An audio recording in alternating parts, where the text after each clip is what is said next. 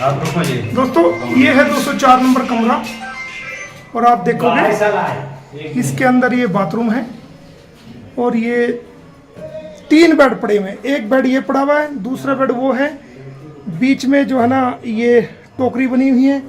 एक बेड ये है, ये आप देखिए कहीं भी इसके अंदर आप 3 बेड पड़े हुए हैं। बिल्कुल 10 बाई 10 का कमरा है और यहाँ पर कहीं भी किसी भी प्रकार के कोई फेरे नहीं हो सकते, कोई शादी नहीं हो सकती।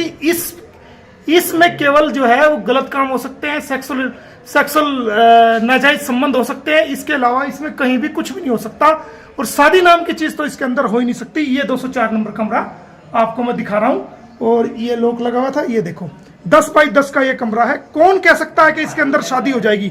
ये एक बेड पड़ा हुआ है, ये बाल्टी पड़ी हुई है, जग पड़ा हुआ है, पैर रखने की यहाँ पर जो ना जगह नहीं है। ये एक टेबल पड़ी हुई है, आप देखिए टेबल है और ये छोटा सा बाथरूम इसके अंदर है। तो आप देखो कि इस कमरे के अंदर कैसे जो ना कोई शादी कर सकता है। पैर भी रखने की इसके अंदर जगह नहीं है। तो दुनिया को झूठ बकाया गया है, बेनकाब किया गया है। अस्सलाम वालेकुम दोस्तों, उम्मीद करता हूँ आप सब खैरियत से होंगे और अपनी लाइफ बहुत अच्छी तरीके से एंजॉय कर रहे होंगे। तो दोस्तों मेरे साथ मौजूद है तनवीर अफरोज भाई। अस्सलाम वालेकुम तनवीर भाई। वालेकुम अस्सलाम, सलाम, नमस्ते, आदाब, सत श्री अकाल। कमरा नंबर 204 के हवाले से खसूसी बातचीत आप लोगों ने स्टार्ट में क्लिप भी देख लिया होगा। कमरा नंबर 204 पुकार रहा है सीमा को। जी, सीमा जो इस कमरे के अंदर जो गुल खिलाती रही, तौबा तौबा तौबा तौबा। अच्छा तनवीर भाई, थोड़ा सा हम लेके चलेंगे। जैसे कि ये शुरू से लोगों कहती रही कि जो पशुपतिनाथ मंदिर है हमने वहाँ शादी की। तो मोमिन मलिक सर तनवीर भाई पहले वहाँ भी लेके गए पशुपतिनाथ मंदिर, ठीक है। तो जो वहाँ पर जो पंडित साहब है उनसे भी बात कराई कि वहाँ पर किसी किस्म की कोई शादी हुई ही नहीं, ठीक है, कोई शादी जी, नहीं जी। हुई। और वहाँ के जो लोगों का मानना है, वहाँ के जो मकामी लोकल लोग हैं, वो कहते हैं कि यहाँ तो शादी होती ही नहीं जी। शादी तो होती ही नहीं। तो इन्होंने कैसे कर ली भाई? ये आसमान से उतरे थे या चांद से उतरे थे? कहां से उतरे थे? ये जो झूठे मकार है यार, 4,420 लोग किस तरीके से गुमराह कर रहे हैं। मोमिन साहब लव यू और जिंदाबाद। मोमिन साहब आपने जो काम किया है, जो कर रहे हैं ना, आपको हम सलाम पेश करते हैं और इसी तरीके से एक्सपोज करते रहिए। और इनका जो जो इनने वारदातें की नेपाल के अंदर, और वहां पे तो ये मांस मीट खाती थी, जी जी, बड़े शौक से साथ। और तनवीर भाई जैसे कि ये केपी नजर आई कि हमने पहले वहाँ शादी करी पशुपतिनाथ मंदिर, फिर हम होटल पे गए। तो जो मोमिन मलिक सर ने उन्होंने होटल के मालिक से भी मिलवाया तनवीर भाई। उन्होंने बोला जब ये आई थी इसकी मांग में कोई सिंदूर नहीं था जी। नाम इसने अपना सीमा लिखवाया था और जो है सचिन का नाम लिखवाया था। अच्छा तनवीर भाई, अब हम आते हैं होटल के रूम की तरफ, रूम नंबर 204। तनवीर भाई मुझे ये समझ में नहीं आया कि उस रूम के अंदर जो रूम लिया गया उसमें सिंगल 3 बेड क्यों थे? 3 बेड का रूम क्यों रेंट पे लिया गया? अच्छा पहले तो मैं इस बात पे आऊंगा। जी, जी। ये रूम नंबर 204 जो है ना, असल में ये रूम नंबर 420 था। अच्छा, ये जीरो और डिजिट्स आगे पीछे हो गए। 204 जो है ना, पहले 4 आना था, फिर 2 और 0 आखिर में, जी, ठीक है ना? जी, ये बात 420, हाँ जी, 420 रूम नंबर 420, क्योंकि ये 420 लोग हैं। तो ये और ये 3 बेडरूम है। ये अभी इस हवाले से भी खोज करेंगे मोमिन साहब, क्योंकि लप्पू भी साथ था, एपीसी भी साथ था। तो अब एक पे तो वो हो गए, एक पे सीमा तो शायद अलग नहीं सो सकती, फिर बच्चे भी साथ थे। बच्चे तो नहीं थे ना पहली दफा जब आए थे, जब पहली दफा गई थी तब की बात हो रही है। हाँ तब की बात हो रही है ना। तो तब शायद कोई और एपी सिंह का कोई गेस्ट हो, कोई नेता हो या कोई मंत्री हो जो इनके साथ हो। 3 बेडरूम 204 कमरा नंबर, और ये कमरा सीमा को बददुआएं दे रहा है और लानते दे रहा है। अच्छा तनवीर भाई, एक तरफ उसने कहा कि पहले हमने पशुपतिनाथ मंदिर में शादी की, ठीक है, तो वो तो फिर उसको बात को जब पता चला कि पूरे वर्ल्ड के अंदर ये बात चल गई कि उस मंदिर में तो शादी होती नहीं है जी। फिर वो भगोड़ी पाकिस्तानी झूठी क्या बोली कि हमने कमरे के जो ऑफिस जो होटल का रूम था उसके अंदर शादी की है, उधर ही फेर लिए। तो तनवीर भाई वो 10 बाई 10 का टोटल रूम है, तो वहाँ तनवीर भाई फेरे तो हो नहीं सकते, फिर वहाँ क्या होता रहा? अरे ये तो टॉयलेट के अंदर वॉशरूम में भी अगर ये दावा करें कि हम फेरे ले सकते हैं तो इनकी बात माननी पड़ेगी।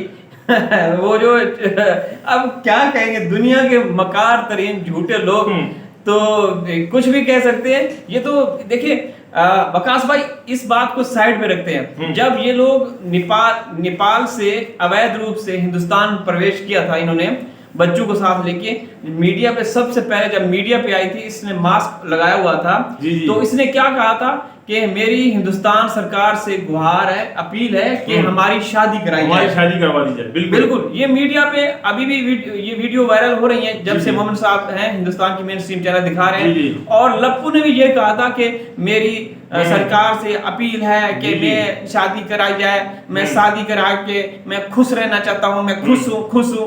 तो ये इस तरह से इन्होंने खुद जब तस्लीम किया, तो फिर कौन सी काहे की शादी नेपाल में? ये तो वहां पे तो ये लोग रंगरलियां और हरामखोरियां करते रहे, वहां पे अयाशियां करते रहे। जी तनीर भाई देखें, शुरू से ही ये दुनिया को बेवकूफ बना रहे हैं और बनाते ही आए। अभी तनीर भाई रिसेंटली कुछ लोग ये कह रहे हैं कि यार आप लोग वही पुरानी बातें करते हैं। तो भाई पुरानी बातों को ही तो बेस बना के मोमिन मलिक सर चल रहे हैं। अगर मोमिन मलिक सर भी सिर्फ लेटेस्ट चीजों पे चलते रहेंगे तो तनीर भाई कभी भी मेरे ख्याल से ये खोज तो मुकम्मल नहीं हो पाएगी। बिल्कुल ऐसे ही है। क्योंकि मोमिन मलिक सर भी पुरानी जो रिपोर्ट्स है, पुरानी बातें, उनको बेस बना के ही आगे लेके चल रहे हैं। मोमिन साहब जड़ों तक पहुंचना चाहते हैं, जड़ों तक पहुंचना चाहते हैं कि असल जो करैक्टर है वो कौन है, कौन सहूलतकार थे, कौन मददगार थे, नेपाल में कौन कौन से लोग जुड़े हुए थे जो कि डायरेक्शन दे रहे थे दुबई में सीमा को, या हिंदुस्तान में थे वो नेपाल में उन ग्रोह को या उन गैंगस्टर को डायरेक्शन दे रहे थे, या सहूलतकारों को डायरेक्शन दे रहे थे। और वहां से फिर पाकिस्तान में कौन से सहूलतकार थे, वो सारा जो एक नेक्सस है, जो एक पूरा ग्रोह है, उनकी जड़ों तक पहुंचना चाहते हैं मोमिन साहब। और मोमिन साहब देखें बेखौफ है। यहाँ पे मैं एक बात मोमिन साहब से अर्ज करूंगा, मोमिन साहब अपनी सिक्योरिटी का खास ख्याल रखिए, क्योंकि आप जिस तरीके से दिखा रहे हैं, आपकी देखें आपका तहफ़्फ़ुज़, आपका महफूज रहना हमारे लिए, पूरी दुनिया के लिए बहुत ज़रूरी है। आप अपने ख्याल कीजिए, अपनी हिफाजत कीजिए, क्योंकि एपी सिंह के चाटू चपाटू। तो मोमिन साहब से हमारी यही बेनती है, बार बार हम दरख्वास्त कर रहे हैं कि प्लीज़ अपनी सिक्योरिटी को यकीनी बनाएं, क्योंकि एपी सिंह के जो ना सर फिरे गुंडे या चाटू चपाटू हर जगह पे मौजूद हैं, क्योंकि वो अयाशियां करने के लिए इस होटल का भी रुख करते थे, और बहुत सारे दूसरे होटल भी हैं वो वहां भी जाया करते थे। और आने वाले दिनों में और भी काफ़ी ऐसे होटल्स हैं जहां से मोमिन साहब उनके संपर्क में हैं, और वहां से कुछ चीज़ें इंफॉर्मेशन कलेक्ट करके दिखाएंगे कि कहाँ ये बंदा जाता था और किस तरीके से रंगरलियां बनाता था। तो वकास भाई ये इस तरह का मकार और एक अयार किस्म का इंसान है, इसलिए हम चाहते हैं कि मोमिन साहब आप अपने आप को अपनी सिक्योरिटी को यकीनी बनाएं। बिल्कुल आप सही कह रहे हैं तनीर भाई। देखें जिस तरीके से आपने देखा होगा कि राजवर्धन परमार साहब की भी एक वीडियो आई थी पहले, कि उन्होंने कहा कि वो जब सीमा के खिलाफ आवाज उठा रहे थे तो उस पर भी सीमा ने यानी कि हमला करवाया है, जो भी मामला। तो वैसे भी मोमिन मलिक सर एक हक की आवाज लेके निकले हैं तनीर भाई। इनको भी कुछ जाहिर सी बातें, इनके दुश्मन भी होंगे, कुछ इनके जो है ना इनके बारे में बुरा भी सोचते होंगे, वो चाहे नहीं कि इनको किसी किस्म का नुकसान पहुंचा दें, और जो है सारा मामला जो है गुलाम हैदर भाई या किसी और के सर पे डाल दिया जाए, ऐसे भी बात हो सकती है। बिल्कुल ऐसे ही है। और चूंकि अब 10 तारीख बिल्कुल करीब है, मोमिन साहब अब मेरे ख्याल से 10 से पहले पहुंच जाएंगे हिंदुस्तान, क्योंकि तलबी है हैदर भाई की अदालतों में, और हैदर भाई की वीज़े के हवाले से कुछ इंफॉर्मेशन है, लेकिन उनको अभी खुफिया रखा जाएगा। मोमिन साहब ही खुद बताएंगे। हमारे पास कुछ इन्फॉर्मेशन है, वो अभी हम लोग यहाँ पे जिक्र नहीं करना चाहते, लेकिन बहुत अच्छी और हौसला अफजा खबरें आ रही हैं। तो जैसे जैसे 10 जून आ रहा है वकास भाई, ये लोग बौखलाए हुए हैं, कुछ भी हो सकता है। और जिस तरफ इशारा किया था मोमिन साहब ने कि 10 से पहले कभी भी एपी सिंह, सीमा, सचिन या नितरपाल के ऊपर कुछ ऐसा अटैक हो सकता है, अटैक कोई करवा सकता है, या इस तरह की कोई वारदात हो सकती है, वहाँ कोई हवाई फायरिंग करवा सकते हैं, या फिर कुछ भी अपने आप को। और मुझे तो ये लगता है कि सचिन को बलि का बकरा ना बना दें। जी तनीर भाई, ऐसा भी होता है तनीर भाई। दूसरी तरफ ये कि जैसे ही मोमिन मलिक सर जब नेपाल गए तो मेरे हिसाब से जितने भी लोग इसके पीछे, उनकी जो है ना टांगे कांप गई होंगी। बिल्कुल टांगे उनकी कांप रही हैं। जैसे यहाँ पाकिस्तान में एक जुमला मशहूर हुआ था कि कांपे टांग रही हैं तो टांगे कांप रही हैं या कांपे टांग रही हैं। तो एपी सिंह की तो वैसे भी पहले ही टांगे कांप रही है उसकी। तो बिल्कुल तनीर भाई बिल्कुल, वो तो आगे उसकी जो पैंट पतलून है, जो उसकी पैंट है, वो तो आगे से पीली, आगे से गीली, पीछे से पीली मोमिन साहब ने की हुई है।